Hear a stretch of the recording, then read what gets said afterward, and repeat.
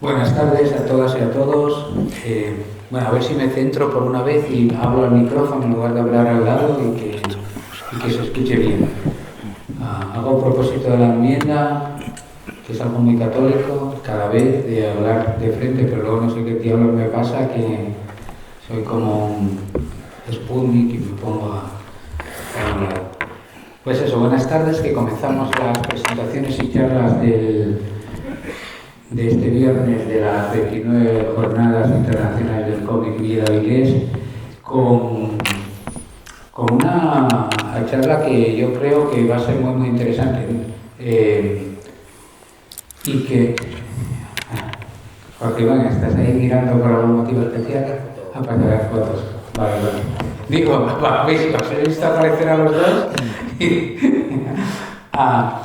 No, que os contaba que, como sabéis, en las jornadas de Avilés, siempre que las planificamos y decimos quiénes van a ser los invitados y todo esto, siempre nos dimos cuenta un año que habíamos ido y que nos gustaba, porque si no, no lo habríamos hecho tanto tiempo, muy generacionales, que nos gustaba tener invitados de diversas generaciones del cómic, ¿no? Tener autores que a lo mejor tienen 70 años o más y que son responsables de nuestra afición a este medio desde pequeñitos. Yo no tengo 70 años, ¿me estás envejeciendo?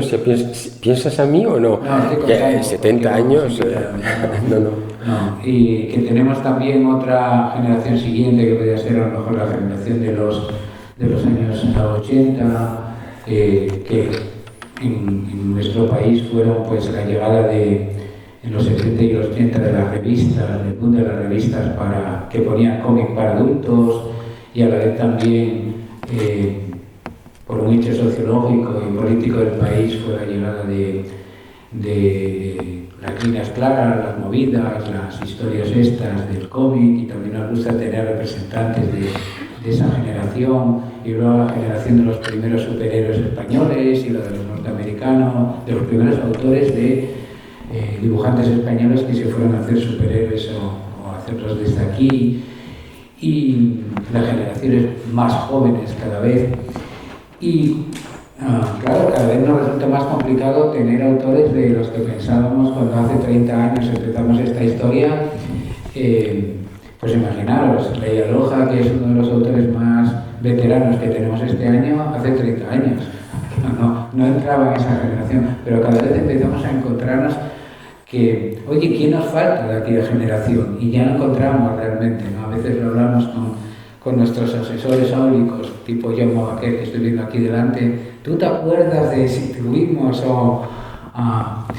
y no sabemos por qué, probablemente porque nuestra memoria no es tan buena como acostumbramos a presumir de ella. Hubo de ser la edición española de los libros de Tito, de Soledad, que nos hiciera volver a pensar en él. Porque nosotros, que lo habíamos leído en las revistas españolas que publicaron esta serie, un poquitito de esta serie, en las revistas de Two Time, Comics Internacional, y las revistas de Roca, de Totem, vamos, que publicaron algunas de estas historias, pero de aquella forma y que no tuvo continuidad. Y probablemente por ello se nos fue pasando. Yo creo que hace un par de años, cuando me compré en Francia el Integral, que salió nuevo, me volvió a dar la idea de, hombre, Tito, pero una cosa que queremos hacer siempre es tener libros del autor que viene, que haya posibilidad de que, si os deja encantado con lo que está contando, que podéis subir arriba y adquirir el libro, porque si no, o si el libro está en otro idioma, siempre es un problema. Pero las cosas se fueron ordenando adecuadamente, los astros se pusieron en su sitio, todo coincidió para que pudiéramos tener a Tito, ¿no? Que aparecieron sus libros, los 6 libros de Soledad, y que yo debería tener en esta mesa, pero que como soy un vago, le he dicho a Rafa que vaya por ellos al coche, que los dejé anoche en su coche, así que en cualquier momento, para mí me gusta más tener los libros aquí que las imágenes allí. Pero bueno, Tito, siempre que un autor viene por primera vez, lo que hacemos es hacer un poco un repaso de su carrera, de quién es, qué ha hecho, por qué hace esto, qué ha hecho, y luego cuando viene la siguiente vez ya partimos de ahí, ya como si El que no lo escuchó, peor para él, continuamos. Entonces, como es tu primera vez aquí, quisiéramos que nos contases para empezar un poco, antes de que nos metamos en soledad, quién es Tito y cómo diablos se le ocurrió dedicar su vida a hacer esta extraña cosa, y sorprendente cosa y maravillosa cosa que es la banda dessinée, que son los tebeos, que es el cómic. Pues bueno, primero decir que vivo en Francia hace ya más de 60 años, pero he nacido en España, en un pueblo que se llama Valdeverdeja, en Castilla-La Mancha, y mis padres migraron por razones económicas, eran alfareros, y la época esa de los años 60, principios de los 60, en el 63 exactamente, llegó el plástico, como estas botellas que tenemos ahora, y la gente pues prefería comprar plástico antes de comprar cosas de cerámica, y el negocio de mi padre no era viable, o sea que se fueron a Francia para poder ganar su vida, como muchos inmigrantes, como muchos de Asturias, que por cierto teníamos muchos amigos asturianos que habían hecho la misma cosa para ganar su vida. Para integrarme a la cultura francesa, les tuvieron la muy buena idea a mis padres de inscribirme en una biblioteca que estaba cerca de la región parisina donde vivíamos, y claro, como no conocía yo la lengua, me fui naturalmente a los cómics. Empecé a descubrir que Tintín estaba también en francés, no lo sabía, creía que era español, creía que Asterix también era español, digo, mira, aquí lo tienen también traducido, comprendía presque de eso. Y descubrí el primer cómic de franco-belga que descubrí por casualidad, que estaba disponible para que yo lo pudiera llevar a casa, era una serie de Hergé que se llamaba, no sé, la serie paralela con los dos personajes, no sé cómo la traducción. No, Clique Flug, la otra. ¿Cómo le llaman aquí? Sí, eso, que había, me acuerdo mucho uno que se llamaba La Vallée de Cobra. Y me pareció muy interesante, y empecé a copiar y tal. Y poco a poco me di cuenta que primero me gustaba mucho dibujar. En Francia he tenido dos materias muy importantes para mí. Con el deseo de integrarme, dominar la lengua francesa me parecía vital y es muy importante. Uno de los orgullos que tenía era de saber cuando mis maestros daban las copias, cuando ellos decían a los otros franceses, no os da vergüenza que un extranjero tenga mejores notas que vosotros, así que claro, me insultaban en la escuela diciendo español este y tal, pero yo estaba muy orgulloso de eso. Y el cómic para mí ha sido una evidencia, eran dos pasiones que se han juntado, el dibujo y el texto. A partir de ahí empecé a leer en eso. Y luego, pues bueno, corriendo una carrera muy natural, estuve estudiando arte gráfico porque era evidente que quería dibujar y perfeccionar mi dibujo.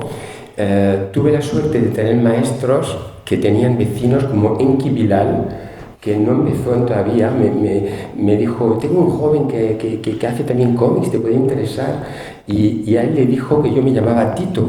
Entonces Enki Bilal dijo, pues me interesa. Cuando fui a verle me dice que eres yugoslavo, ¿no? ¿Eres croato? ¿Eres serba? Y digo, no, soy español. Y ¿por qué te llamas Tito? Y ahí empezamos, bueno, me entré en el mundo del cómic. En esa escuela creamos un fanzine que se llamaba Ciclón, en el cual había unos cuantos autores que, no sé si para vosotros dice algo, se llamaba Lustal, se llamaba Luna, éramos una docena que hemos tenido la suerte de seguir viviendo de ello, cosa rarísima. Y nada, pues ahí empecé. Y cuando salí de la escuela trabajé un poco en la publicidad porque tenía que ganar mi vida, pero claro, para mí, evidentemente lo que yo quería hacer eran cómics. Fui a ver con mucho...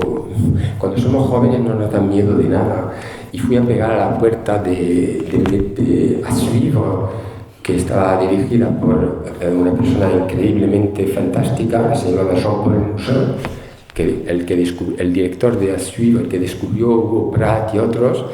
Y Jean-Paul Mougin vio mis primeras páginas de Soledad y me decía, ¿por qué tratas No sabía quién era tampoco, no sabía mi origen ni nada. Y me dijo, pero ¿y por qué hablas de España? ¿Es que te gusta como turista España o qué? Digo, no, si es que son mis raíces. Y me motivó para que siguiera a hacer historias de España. Me dijo, sigue desarrollando, que tienes algo ahí, no sé cuál, pero desarrollalo. Paralelamente a eso me encontré con un guionista belga que se llama Yann Bucois, que escribió el guión de una serie que se llama Jaune. Jaune, como en francés jaune significa amarillo, y era una serie muy política ficción que, por cierto, fue la primera serie a haber estado censurado por razones políticas. Yo tenía 23 años y me creía que era yo como los Rolling Stones, estaba encantadísimo de estar censurado. Estuvo censurado uno de los tomos de esa serie porque hablábamos del rey de Bélgica, el padre de Baudino. Vosotros que sois todos aficionados del cómic sabéis que un álbum no se hace en 2 días. Entonces, cuando tuvimos el proyecto de hacer ese álbum, no sabíamos que un año después, el momento que iba a salir, iba a morir el padre de Baudino. Cuando murió el padre de Baudino, todo el mundo en Bélgica decía, Dios ha muerto. Y nosotros sacábamos un libro que recordaba que el padre de Baudino prometió a Francia durante la guerra de que irles no pasaría. Y en realidad le hizo de pasar. Así que recordábamos cosas que no eran muy buenas para la imagen del rey y no le censuraron. Nos hicieron una publicidad fabulosa, porque imaginaros en los informativos de televisión en Bélgica, un presentador, ¿me puedes dejar un álbum para hacerle el gesto? Un presentador diciendo, hablaban de otra serie, este libro es una indecencia, es una vergüenza, y tiraba el libro para atrás. El resultado es que la gente de Bélgica atravesaba la frontera para irse a la ciudad francesa más cercana, que era Lille, y la librería de Lille, que es la más importante de Francia, tenía pinos de libros delante de la entrada para que la gente llenara los cofres. Eso fue mi primera aventura, yo creía que me iba a comer el mundo. Y paralelamente a eso, empecé a trabajar para Suivre, y en uno de los episodios de Soledad, del primer tomo, cuenta la historia de una escuela que se cierra. Los alumnos no eran suficientes para ese pueblo. Hablaba yo de la España vaciada sin saber que iba a estar ahora mucho en el tema de España, ¿no? Eran los años 80 y la editorial Bayard es una editorial católica muy importante en Francia que quizás aquí conocéis con Okapi, ¿no está traducido? No, Okapi no es... Vale, es una revista... Infantil francés. No hay... Bueno, en Francia Bayard ha desarrollado por lo menos 17 revistas, un poco como Brugueras hacía cuando era la época importantísima de los tebeos. Tenía 17 revistas, pero para el público infantil, especializadas para los de 3 años, para los de 6 años, etc. Y yo trabajaba para una revista que se llamaba Okapi, que era de los 10 a los 16 años, una edad muy difícil, la de la adolescencia.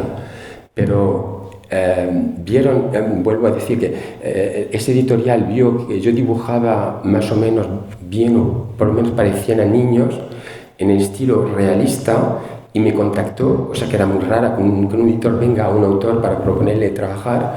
Me propusieron de trabajar con ellos para que hiciera historias con adolescentes. Es decir, que enseguida me encontré con 3 series, con un trabajo monstruoso. Trabajaba de 12 a 14 horas por día, no sé cómo pude hacer eso tanto tiempo. Y nada, y así empecé, y no me paré. Creo recordar, quizá me equivoco, pero creo recordar que a Jean-Claude Faugest, el dibujante, el creador de Barbarella, Hypocrite, uno de los verdaderamente grandes de la historia del cómic, dirigió Okapi una temporada, ¿no? Exacto. ¿Era tuya? Era mi temporada. Yo ya estaba en Okapi desde hacía 4 años. Iba por el tomo 3. Estaba trabajando en el 4 y Jean-Claude Faugest venía de ganar en Angoulême el Gran Premio de Honor. Este grupo católico es muy inteligente. Hace abstracción, no hay proselitismo, se dice, no hacen proselitismo, saben que sus revistas, para que tengan mucha lectura, deben ser neutral. Y por cierto, todas las revistas de Bayard están leídos en un mundo escolar, un mundo de maestros, y saben que los maestros no son forzosamente católicos, ¿no? Pero la calidad de las revistas hacen que el público viene a ellas. Hay que notar que en esa época una revista como Okapi, que salía cada 15 días, tenía más o menos 650.000 lectores. Ya es un mundo que se sueña ahora, porque el papel no se vende como antes. Pues efectivamente, yo creo que era en el 87, yo ya había empezado a trabajar con ellos desde el 83, le propusieron a Forest, que había hecho Barbarella, no se imaginan la inteligencia de lo que tenían ellos en la cabeza, que hacían abstracción de lo sulfuroso que hacía Forest, porque comprendían que era una persona que representaba algo en el mundo del cómic, y lo que pedían a Forest es que trayera a todos sus amigos a la revista para tener un nivel. El primer encuentro que tuve con Forest no se pasó muy bien, porque me dijo enseguida: mira, tú aquí estás como un rey, porque no saben ellos lo que es un grande dibujante, conmigo vas a sufrir. Y digo, bueno, pues me hace sufrir. El resultado es que no sabía que tenía yo mucha cota con los adolescentes que me leían. En esa época no existía internet, y recibía cada semana entre 300 o 400 cartas de papel escritas por niños y niñas que se dirigían a mí como si yo era un hermano mayor. Me decían: mis padres me van a divorciar, ¿qué me aconsejas de hacer? Una vez hablé de una historia que quería demostrar que decir que amo a alguien es muy difícil cuando son jóvenes, y yo les decía: comprendo que es difícil, pero aunque sea duro hay que decir que amo cuando quiera. Y tenía cartas de muchachos, que el pudor que tiene un adolescente para mí me pone carne de gallina, porque me acuerdo la fuerza y qué tocaría en ellos cuando había chicos que me escribían diciendo: lo que tú estás contando es lo que yo vivo, y estaba al punto de suicidarme porque no era capaz de decir a una chica que la quería como tú me has explicado, y lo voy a hacer como tú me dices. Y me decía: gracias de haberme ayudado. La relación que yo tenía con esos lectores, Forest no lo sabía. Es cuando vi el resultado del impacto que tenía, que me dijo: bueno, vas a sufrir, pero quizás te tendré que dejar un poco y veremos. Y al final nos hicimos muy amigos y me quedé. Y Bayard ha seguido teniendo algunos de los grandes autores jóvenes franceses, todos los Sfar, no sé qué, toda esta gente ha trabajado para ellos. Gillon ha trabajado para ellos, Spart, efectivamente, no muchos. Muchos de los alrededor de la asociación y el indie, en realidad, donde sacan el dinero es de Bayard.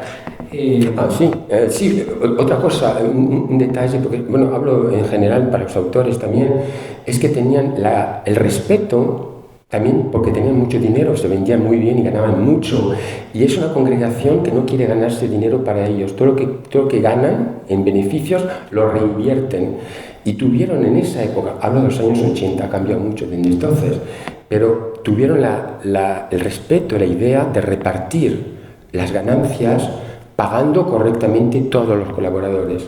Así que efectivamente los actores que a lo primero iban diciendo: uy, un grupo católico, ¿qué nos van a decir?, en realidad nos dejaban libres mientras que tocábamos el público, y sí que vivimos gracias a ellos mucho, y nos han permitido muchas libertades.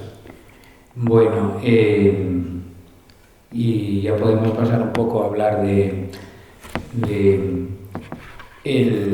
tu conocimiento en España, que es, supongo que tú te enteraste de los años 80 porque es muy cercano, porque en Assuibre las primeras historias cortas del primer libro de Soledad salieron pues en el 70 y no muchos, ¿no? 73, 4, sí, 73. En el número 20, recuerdo que el 28 era el primer número que tenía páginas de color en el interior, y era Tardy, que hacía Adèle Blanc-Sec, uno de los Adèle Blanc-Sec que salió.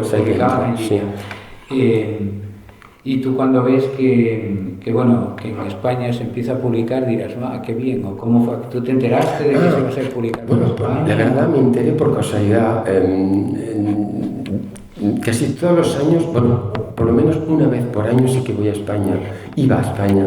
En esa época, cuando era yo más joven, mis padres íbamos en coche, era toda una aventura llegar hasta Castilla y hasta Toledo y para ahí para allá, pero otras veces venía solo en tren. Me acuerdo que llegábamos en la Puerta del Sol, un tren que ya no existe, y fui a comprarme una revista y vi una que se llamaba Boomerang.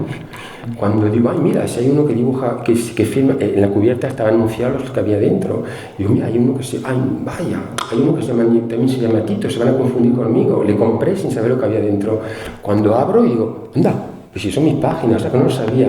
Y descubrí que estaba traducido en Boomerang la primera vez, por casualidad, porque compré el cómic. No te dijeron nada No, la verdad, pero no era porque no querían decírmelo, es porque, ¿sabes? Cuando venden los derechos, y en esa época era Tu Time, ¿no? No, era Roca. Ah, perdona, sí, confundo con el cómic internacional más tarde. Fue después, ¿verdad? Y en color. Los primeros eran en blanco y negro, muy mal reproducidos, porque eran fotocopias para ganar tiempo y ganar dinero. Era Roca. Pues hacían fotocopias. Eso con Hugo Pratt. Ah, también. Sí, es cierto.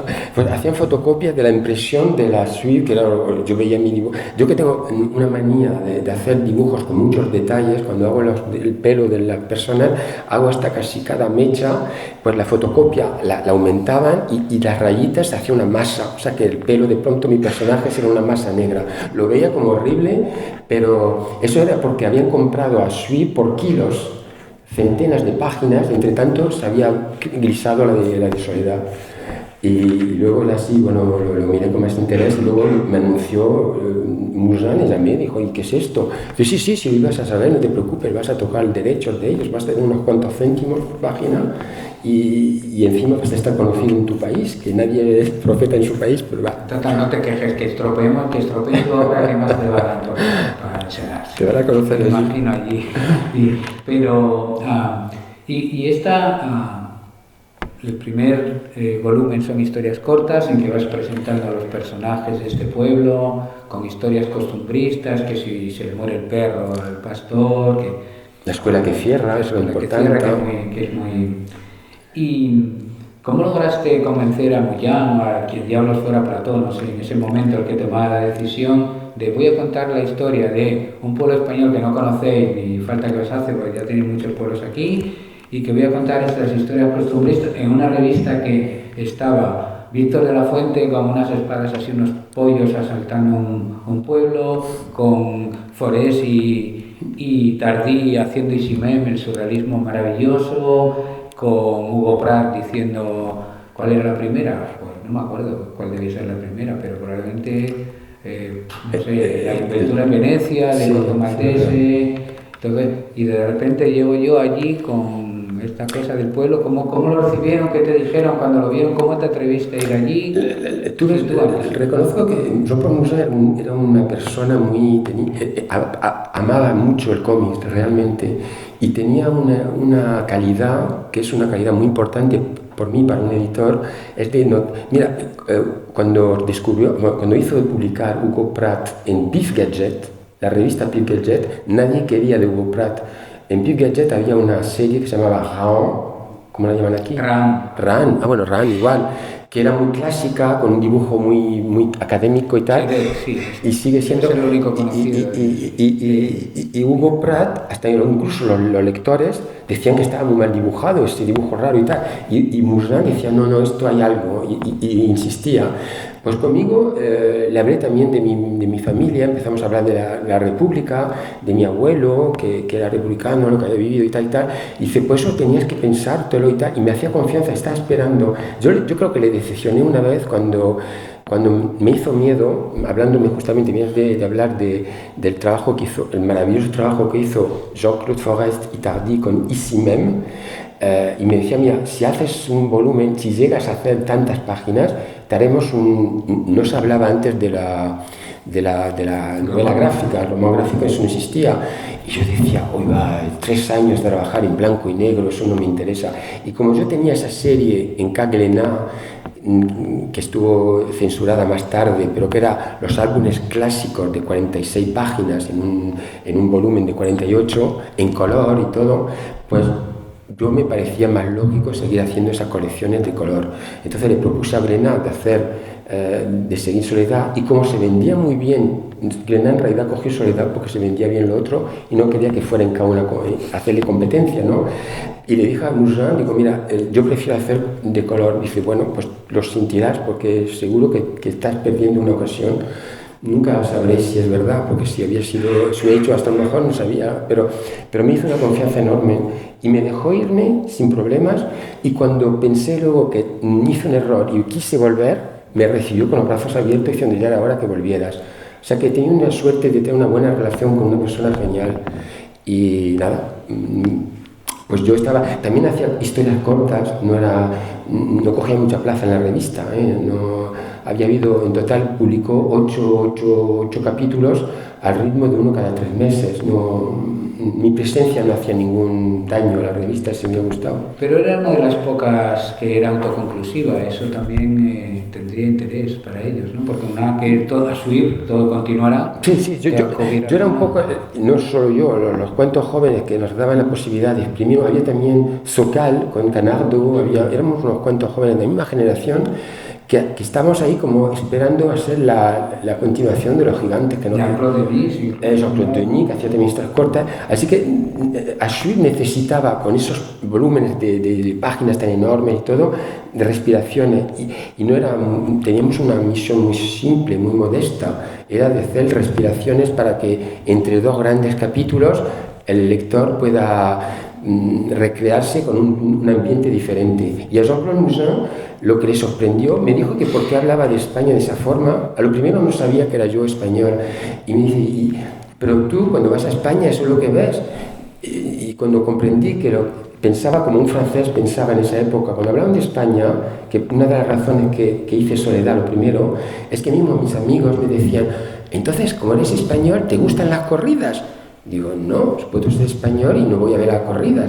¿Y te gusta la paella? ¿Y bailas el flamenco? Digo, pero bueno, ¿qué estáis viendo? Cuando vaya a España nada más que veis eso. Y entonces eso lo conté a Jean-Paul Mouzin, descubrió que era español y ahí empezó a decir, pues entonces sigue haciendo ese camino. Pero no fui hasta el final, o sea que no... Bueno, deberías haberle dicho, pues a ver si os enteráis que la 9 entró en París sacándoos de allá a los nazis, que vosotros dijisteis que la línea Maginot no la iban a atravesar y en 56 días se fue a la mierda y nosotros resistimos 3 años al mayor ejército del mundo, el segundo más grande de Europa y el nuestro. 3 años. Los franceses 56 días. A ver si lo he recordado. Claro, ellos ganaron la resistencia y nosotros no, pero bueno, ahí queda. No, te digo, entonces, ¿y luego qué haces? Porque el segundo libro, El Objetivo, ya es una historia completa. ¿Cómo es? ¿Te vas a Glénat? ¿Cómo fue este Bueno, proceso? Glénat, como decía, yo estaba más para una colección clásica de 48 páginas, 46 de dibujos y una colección normal. Y Glénat sí me preguntó que eso de hacer historias cortas no creía que era muy bueno. Comercialmente la gente no iba a comprar un clásico de 46 páginas de, ¿cómo se llama?, de franco-belga, que son historias cortas. Entonces me dijo, no, desarrolla una historia un poco más larga. Y entonces, bueno, voy a quedar en el mundo rural, el personaje va a ser Soledad, que va a ser un pueblo, y a través de ese pueblo voy a empezar no hay personaje, en realidad el personaje es el lugar. El lugar es que cada historia es totalmente autónoma, menos el 4 y el 5 que ya siguen. Pero los personajes sí que parecen los mismos, el ambiente es igual, sí, y se cruza. Si hubiera seguido, bueno, en toda modestia, no me quiero comparar, pero en literatura me sigue gustando mucho Balzac, que poco a poco ha construido un universo. No me comparo a él diciendo eso, pero la inspiración de ese mundo que poco a poco vas construyendo, dejándote la libertad de contar lo que quieres, pero que haya una unión, no solamente del paisaje, no solamente de los decorados, pero sí se cruzan, como están en un pueblo, claro, los mismos personajes se pueden cruzar. El que está en el tomo 1 se le vuelve a ver en el tercero, pero ya no es el personaje central. Y eso poco a poco, si hubiera seguido desarrollando esta serie, mi objetivo era hacer una serie pero muy grande. Quería hablar de la inmigración, quería empezando a hablar de mi abuelo, que era un republicano que era para mí ha sido mi ídolo. Le quería como abuelo, pero también como personaje que ha sido mi abuelo. Cuando tuvo que irse mi padre, su hijo, mi abuelo es paterno, hablo de mi abuelo paterno, que tengo la responsabilidad tan difícil de llamarme como él. Tiburcio es el nombre de mi abuelo y me han dado el nombre de Tiburcio. El Tito viene del diminutivo de Tiburcio. Y me acuerdo que cuando mi padre le anunció a mi abuelo, que ya el negocio eso de no se vendían, la alfarería no podía seguir viviendo de ellos, tenía que ir a un país extranjero, para mi abuelo era una cosa muy dura. Y no comprendía lo que me dijo una vez mi abuelo cuando regresamos al cabo de un año o 2, y me decía, hijo, ¿y cómo es eso en Francia? ¿Cómo tú la apañas? ¿Tú te haces de comprender? Cuando hablas con ellos, ¿te entienden? Digo, sí, abuelo. Bueno, además, el francés, cuando somos pequeños, las lenguas, cuando somos pequeños, con ese deseo de integrarnos, lo aprendemos sin darnos cuenta. Mi madre estaba muerta de miedo cuando iba yo a la escuela. Llegamos en el mes de agosto y en septiembre me inscribieron para ir a la escuela. Y mi madre estaba muerta de miedo y pensando de que si me pasaba algo, ¿cómo podía inscribirme? Y venía a buscarme a la escuela casi todos los días, hasta que una vez se dio cuenta que yo estaba hablando con los alumnos franceses y hablaba en francés sin darme cuenta. Entonces le explicaba a mi abuelo que no, sí, yo hablo de tal. Y me dijo, que eso lo guardo siempre, dice, bueno, pues te voy a decir una cosa, lo que te pido es que si hablan de mi nieto allí en ese país tan lejano, que para él era el fin del mundo, no quiero que me hablen mal de él. Si tienen que hablarme de mi nieto, no quiero que yo tenga vergüenza de ti. ¿Qué me está diciendo? Pero ha sido como una epée de Damoclés que he tenido en la cabeza y siempre recuerdo a este hombre que ha sido, bueno, empecé a contar una parte de él, porque si hubiera tenido tiempo, Soledad hubiera tenido 20 tomos. Lo que pasa que, mientras tanto, tenía yo que ganar mi vida también para comer. Tendre banlieue, la serie que se podía traducir por Tiernos suburbios, la de los adolescentes, estaba cogiendo de más a más impacto y claro, pues el grupo de Bayard me decía de estar presente todos los años y como necesitaba por lo menos un año para hacer un álbum, tardo 40 horas por página, o sea, una semana para hacer una página, pues ya no me quedaba tiempo para hacer Soledad, no podía hacer las 3 a la vez. Y por eso he dejado. Soledad ha sufrido del éxito de la otra serie, no se puede hacer todo a la vez. Pero bueno. En este segundo libro ya en realidad tratas una historia que es pues del lugar. Aquí no hay un tema social de violencia y de cuernos, en definitiva. Entonces, y entonces hay un crimen pasional que no se resuelve porque dejaremos ahí pendiente. ¿Cuál era alguna historia que tú habías oído en tu familia? Es decir, todo el mundo sabe que García Lorca, pues volver a su pueblo estaba de loco, pues andaba contando historias del pueblo, que todo aquí bodas de sangre, y sabían cómo se llamaba cada uno. Lo cual ¿tú también te contaron la historia? ¿Es algo que pasó? Decidiste, ¿cómo hago que...? Esa es un poco particular, esa es una ficción total. Pero vamos a ver, físicamente los personajes que dibujé existían. Yo cuando iba al pueblo me encantaba, era una manera para mí de alimentarme de mis raíces. Una cosa muy importante y una cosa que hay que vivirlo para comprenderlo, pero cuando una persona está desraizada, el regresar a su pueblo, yo recuerdo, ya no tanto, pero cuando íbamos al pueblo, que íbamos en coche, unos kilómetros antes, hasta los olores, todo me venía. Y eso de ir al pueblo era una cosa importantísima. Entonces, ahí quiero decir que cuando estaba en el pueblo me encantaba sentarme con las viejitas que estaban en esa época, las paredes de cal, ellas vestidas en luto. Existían mucho, ahora no se ve tanto, las viejitas se visten de color, pero las viudas se quedaban viudas hasta el final de su vida. Y me encantaba sentarme y hablar con ellas. También me encantaba. Este señor se llamaba José Pataco, su verdadero apodo del pueblo, y me iba con ese pastor, le preguntaba si no le importaba que fuera con él, y es que me encantaba irme en el campo, a la mañana al levantarse el sol, estar con las ovejas, verle cómo hablaba, pues conocía todas sus ovejas, las daba un nombre, entonces me daba una cosa que no conocía yo en la región parisina. Yo estaba viviendo en los suburbios, en un mundo urbano que he trasladado, que se ha llegado de reproducir en Tiernos suburbios. Ahí podemos hablar luego de el haberla llamado Tiernos suburbios, que me ha valido mucha crítica, porque para los franceses los suburbios de una ciudad no son tiernos. Y hay una expresión en Francia para hablar de la edad de los adolescentes que se llama la edad tierna. No sé si se dice aquí también, ¿no? No. Pues entonces yo en realidad quise llamarlo la edad tierna en la vida de los suburbios, Tiernos suburbios. Pues lo mismo que en la serie Tiernos suburbios hablaba de la cultura que era mi nueva cultura, de la cultura urbana de Francia, en Soledad empecé a querer como una esponja, coger todo lo que notaba de la vida rural, de mis raíces, de la gente del pueblo y de la gente como... En este segundo tomo quería enseñar las arrugas de una persona tocada por el sol, lo mismo que hice en el primero con mi abuela, que por cierto el primer tomo, se me ha olvidado, está agotado, yo creo, ya no lo tenéis ahora, pero bueno, se va a volver a imprimir y procuraré intervenir. Sí, que le tienes aquí. Tenemos todos. Sí, pero bueno, aquí por ejemplo, la cubierta no sé si la veis, mi abuela está con nosotros en Francia porque empezaba a estar un poco viejita y mi madre era mi abuela materna. He hablado de mi abuelo paterno y mi abuela paterna, pero esta es mi abuela materna, mi abuela María.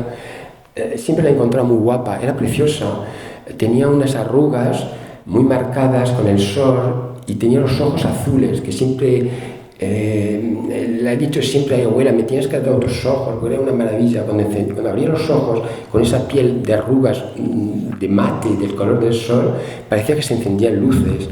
Y cuando la dije, mira, te voy a poner una cubierta, me decía, ¡ay no, hijo, qué vas a hacer!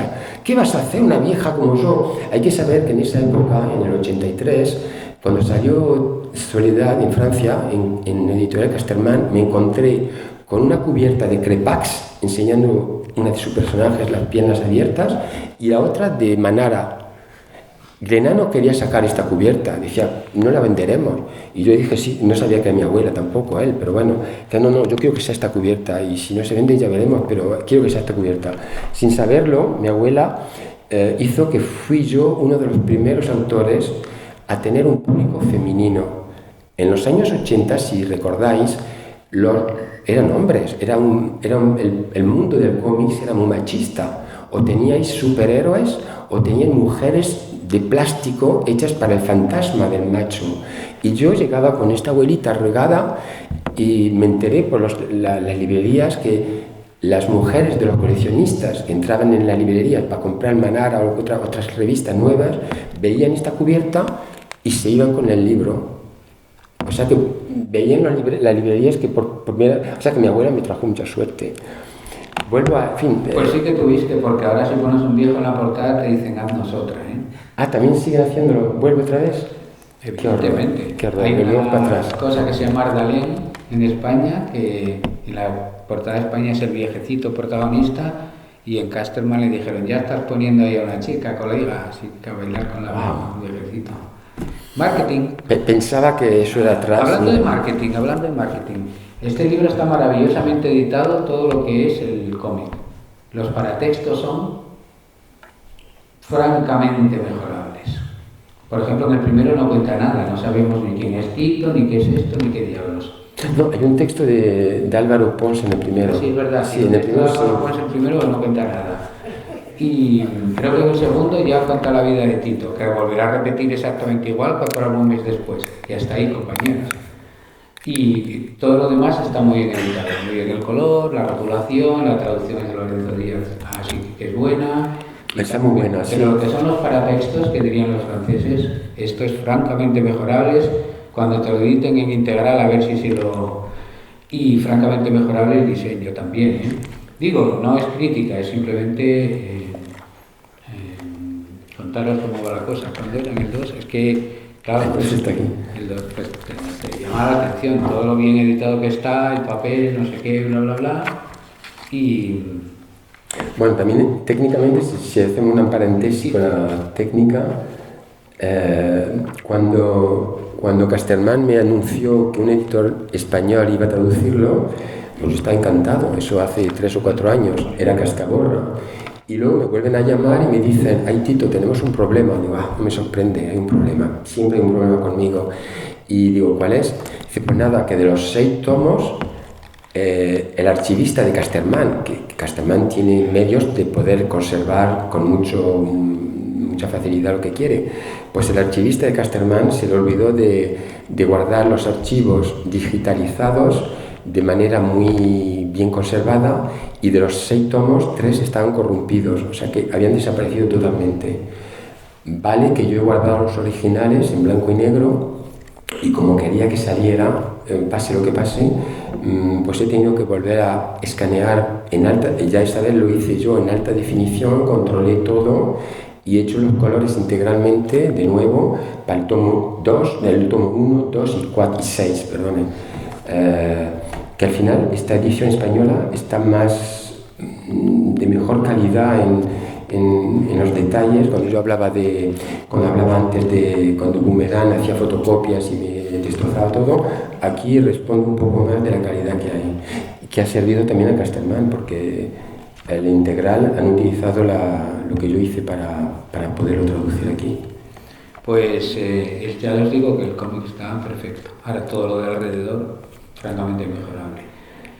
Teniendo en cuenta que aquí se añades bocetos que tenías y todo también. Que Sí, sí. Muy bien, ¿verdad?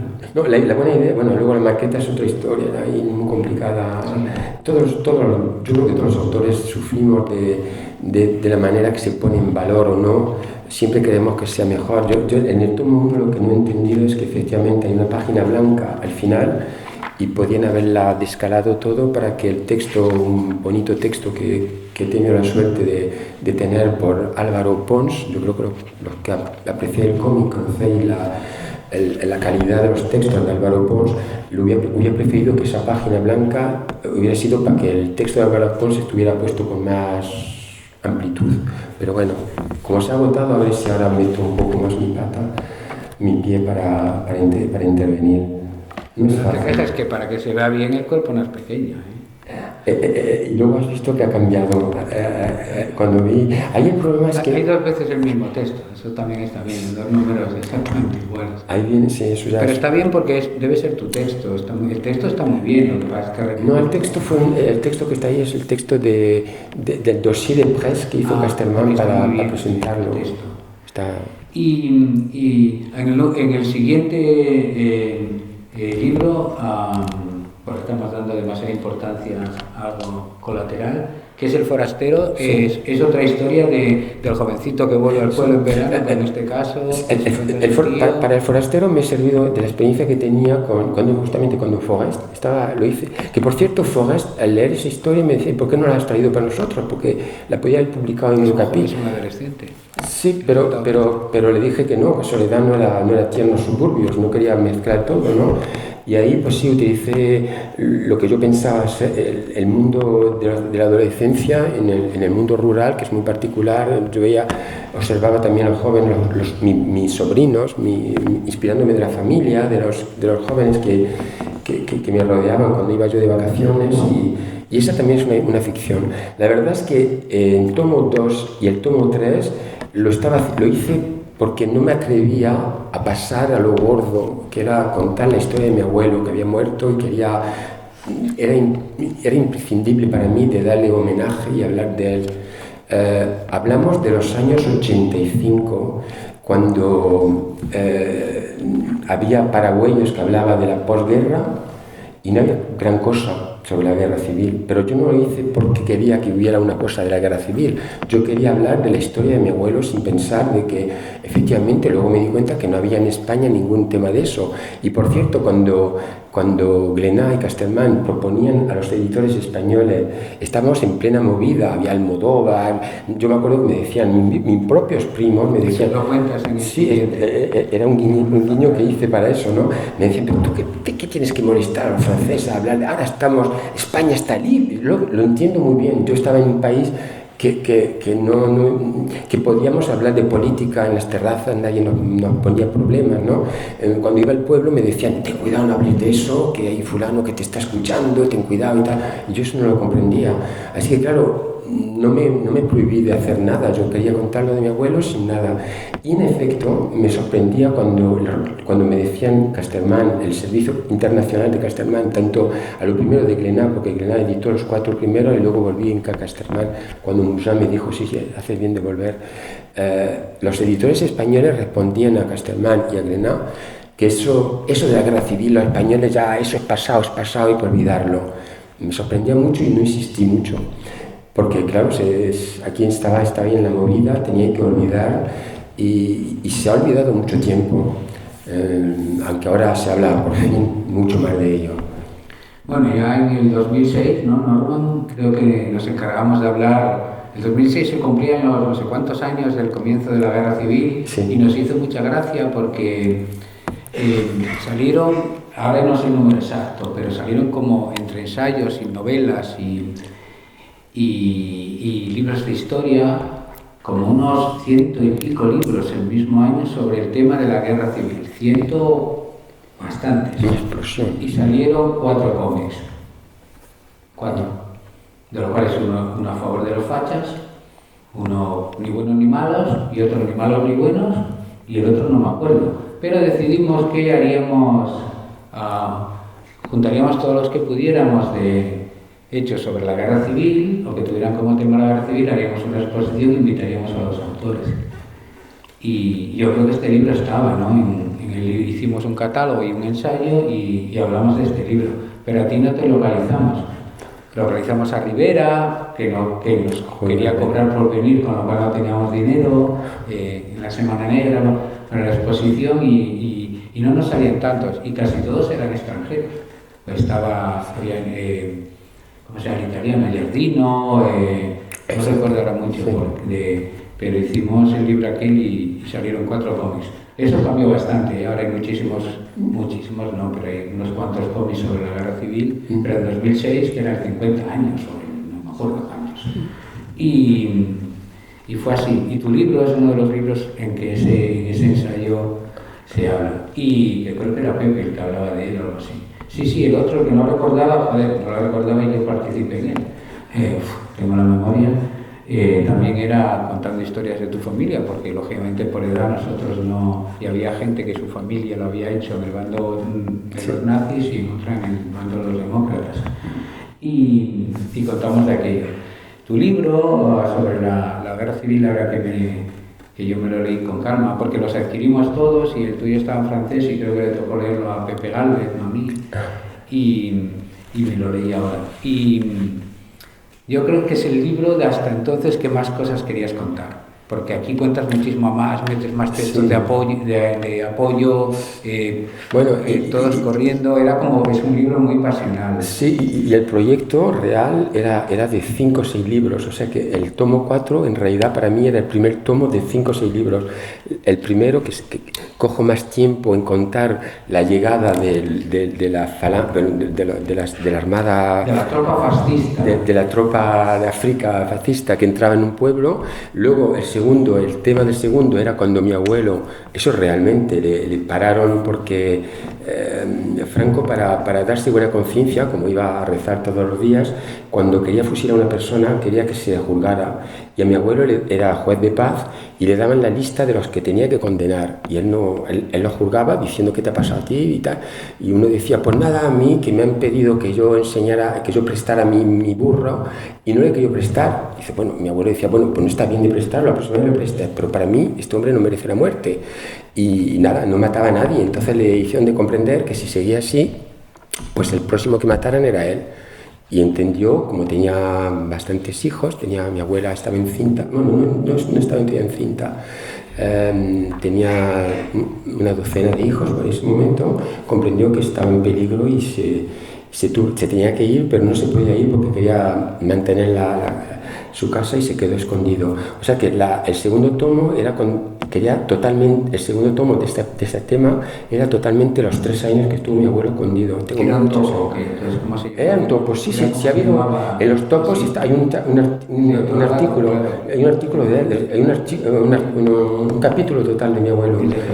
Y luego el tercer tomo era cuando mi abuelo estuvo en la cárcel, que le condenaron a muerte, no sé ni por qué, pero tenían que condenarle a muerte, y cuando le juzgaron en Madrid, los 2 sinvergüenzas del pueblo que le tenían rabia, los ricos del pueblo odiaban a mi abuelo porque él, que tenía una empresa pequeñita de alfarería, pagaba muy bien a los obreros, y entonces los ricos decían que estaba pudriendo el oficio, que eso daba malas ideas a los otros, entonces decían, es un comunista, ese hay que destrozarle.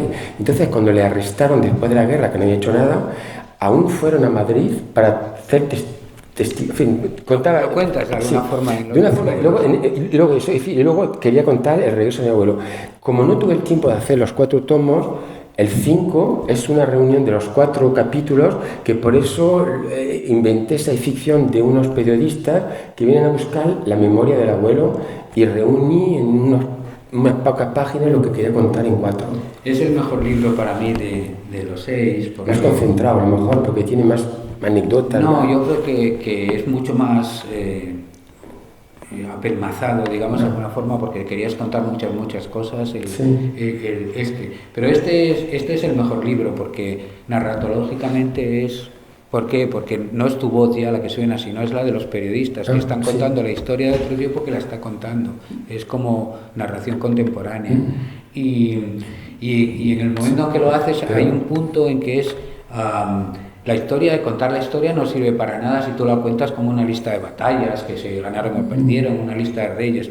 La historia es siempre el debate del momento social y político de hoy. Cuando hablas de la historia no hablas de entonces, hablas de hoy.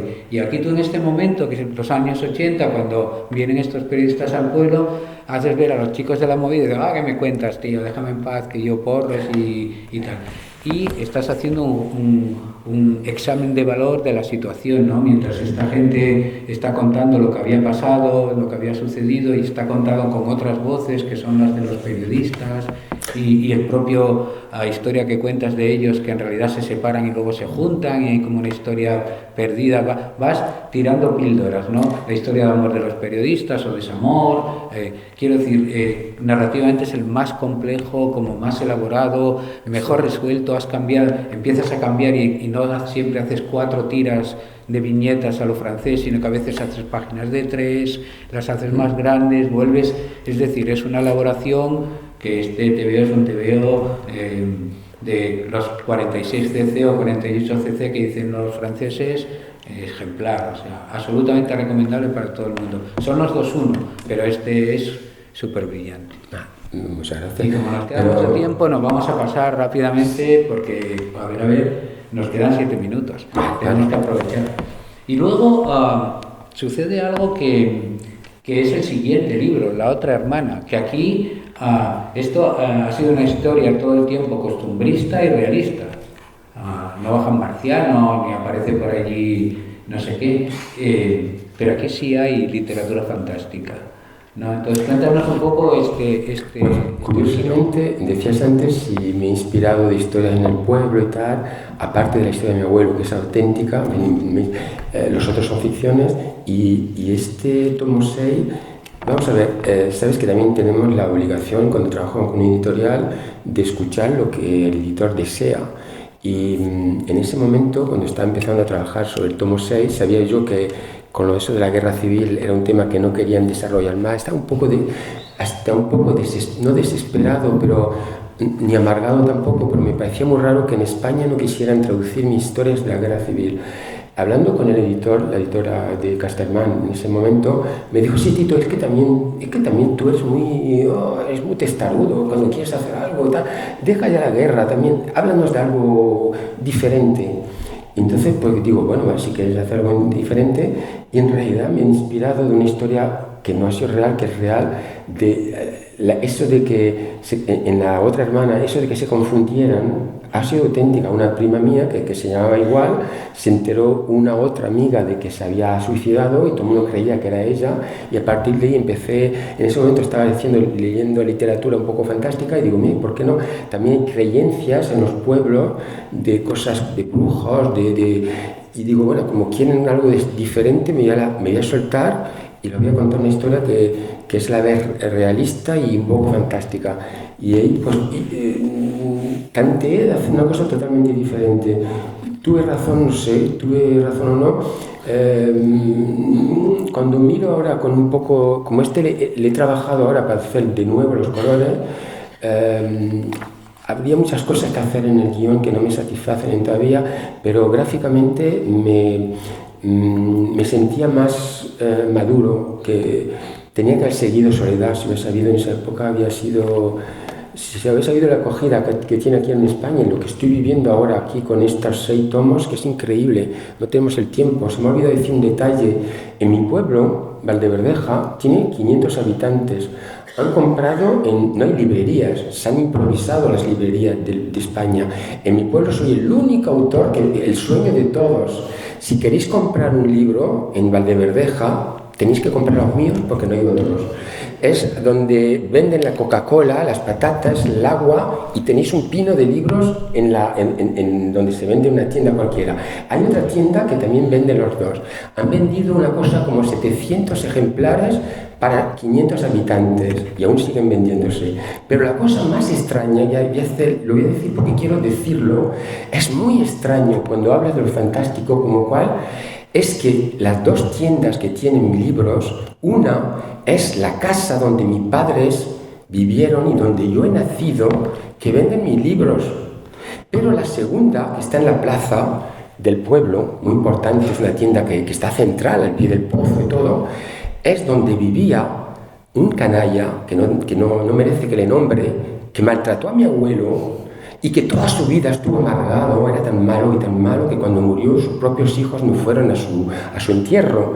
Y saber que en la casa del canalla que maltrató a mi abuelo, que quería su muerte, que estaba detrás cuando yo hacía fotos para inspirarme de los paisajes, siempre quería que le fotografiaba y yo me daba la espalda de él, no le quería ni mirar. Pues ahora, en la vitrina de su propia casa, están los 6 Soledad para que la gente los compre. Es la vida, es una cosa muy rara. Si mi abuelo lo supiera, yo creo que al final he respetado la voluntad que quería mía de que si hablan de mí, que no tenga vergüenza de mí. Espero que donde esté, me emociono porque estoy viendo,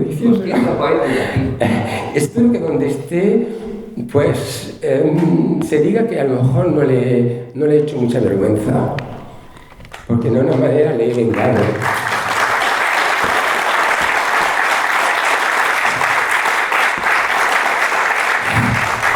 Bueno, quedan 2 minutos, decir que esta es una portada como la que quieren los editores, 2 chicas guapas en la portada, normal. Al final cedí. Hay una cosa que debes de recordar también al editor, Diablos, que le ponga la fecha de cuando se publicó por primera vez el libro, porque no sé cuándo se publicó. No me da cuenta de eso. En 2023, claro, cuando ellos lo han publicado. Bueno, en los libros, como es debido, te pone primera edición o cuando porque como no pones el... Sí, está incluso podrías decir en Caglena, luego la otra edición en Capesterman y claro, pero la primera es del año no sé qué y tal, y eso está muy bien para entrar. Y aquí diste también un cambio gráfico interesante. Bueno, también hay mucha diferencia entre... Sí, pero también hay la madurez. El tomo 1 le hice cuando yo tenía 23 años, le hice en el año 2023 y este le he hecho en el 2000... No, perdone, el primero le hice en el 1983 y este le he hecho en el 2002. O sea que hay también una etapa y entre tantos hice otros libros de la colección Zone, la serie esa policíaca que el guionista es Jean Micois y la serie de Tiernos Suburbios, que para mí es la más conocida en Francia. En Francia casi cualquier adolescente que va a la escuela y que va a la biblioteca de la escuela o que va a una biblioteca municipal conoce Tiernos Suburbios. De Tiernos Suburbios he hecho 20 tomos. Así que este ha beneficiado, lo mismo que Soledad ha sufrido de esa serie, también ha beneficiado de la experiencia gráfica que me daba los tomos de Soledad, de Tono Banlieue. Y efectivamente, para mí gráficamente está más aburrido. Pero es un libro que tiene 20 años, que para nosotros es nuevo y tiene 20 añitos ya. Sí, ya tiene 20 añitos, sí. Claro, o sea, imagínate. Bueno, pero es una magia del libro. Un libro no tiene fecha para mí. Efectivamente, me doy cuenta cuando hago firmas, estuve invitado en el Salón de Valencia, he estado en muchos lugares y me agrade. Hay gente, bueno, en España generalmente los lectores de cómics tenéis una cultura impresionante. Eso lo digo porque es real. Lo decimos entre colegas franceses que están todos impresionados de ver que cuando hacen firmas los coleccionistas españoles hasta incluso compran los libros en francés. Y yo, una de las primeras veces que me sorprendió era en Angoulême, haciendo firmas y ver coleccionistas que me hablaban en español con mis libros en francés, venían a Angoulême con libros que habían comprado en Barcelona o en Madrid, a hacérmelos firmar en francés. Eso es una cosa increíble. Pero quiero decir que... se llama dependencia cultural. Sí, los franceses tenéis el poder cultural del cómic y los hacéis. Pero los americanos hacen igual que los superhéroes. Sí, pero hay que... Quedas aquí firmando el americano, eso es por la dependencia cultural, la colonia y el imperio. Sociología de primero. Bueno, Tito, si nos acabó el tiempo, ya sé que es duro, pero esto te hará volver para que podamos continuar, porque estamos hablando de hace 20 años. Es decir, que aún nos queda, en cuanto te editen... Ojalá saldría en español el Tiernos Suburbios. me sorprende mucho, aprovecho que estén aquí todos ustedes, porque me sorprende mucho la reacción de los editores españoles actuales cuando Casterman les propone de traducir esa serie de Tiernos Suburbios. Son temas muy sociales. Yo en el cine me gusta mucho Ken Loach, el director inglés, ¿no?, que hablaba de temas sociales y tal. No me comparo a él, es un genial, es un tipo maravilloso, pero con modestia ensayo de ese universo. Y me dicen, no, es que eso es muy francés. Y yo me pregunto, ¿es que en España no existe el divorcio? ¿Es que en España no existe la relación entre los niños y los abuelos? ¿Es que en España no existe el paro? ¿Es que en España no existe la homosexualidad? Temas que he tratado en grupos católicos con mucha dificultad, porque les he imponido temas que no querían, pero me han aprendido a hacer temas que no querían, pero de la manera que lo hacían no podían refusarlo. Y espero, a ver si cuando vuelva, efectivamente un editor español tenga bastante coraje para traducir unos cuantos de estos, que estoy convencido que el público español también es capaz de leer ese tipo de libros. Pues eso, muchas gracias por haber venido y esta gente te lo va a dar de la forma que hacemos en estas jornadas.